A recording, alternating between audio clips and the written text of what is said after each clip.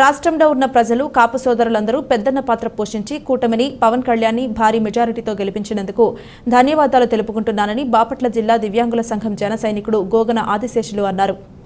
ఆంధ్ర రాష్ట్రంలో ఉన్న ప్రజలందరికీ కాపు సామాజిక వర్గానికి కృతజ్ఞతలు తెలియజేస్తూ జనసేన పార్టీ అధినేత పవన్ కళ్యాణ్ మాటని గౌరవించి ఆయన పిలుపు మేరకు కాపు సోదరులందరూ ఏకమై పెద్దన్న పాత్ర పోషించి పవన్ కళ్యాణ్ స్థాపించిన జనసేన పార్టీని గెలుపు కొరకై కృషి చేయడమే కాకుండా కూటమి ప్రభుత్వాన్ని వెన్నంటూ ఉండి గెలిపించిన ప్రతి కాపు సోదరులకు అక్క చెల్లెలకు కృతజ్ఞతలు తెలుపుతూ అలాగే కూటమి ప్రభుత్వానికి జనసేన పార్టీకి సహకరించిన ఆంధ్ర రాష్ట్రంలో ఉన్న నా యొక్క ప్రజలు అన్నదమ్ములు అక్క చెల్లెలు ప్రతి ఒక్కరికి కృతజ్ఞతలు తెలుపుకుంటున్నానని గోగన ఆదిశేషు అన్నారు.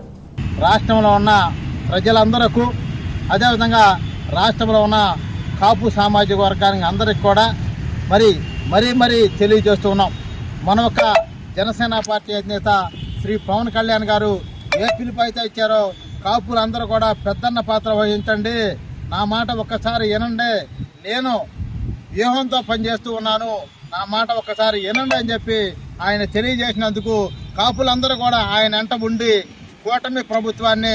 స్థాపించడం కోసం కాపులందరూ కూడా పెద్దన్న పాత్ర వహించారు. అదేవిధంగా జనసేన పార్టీ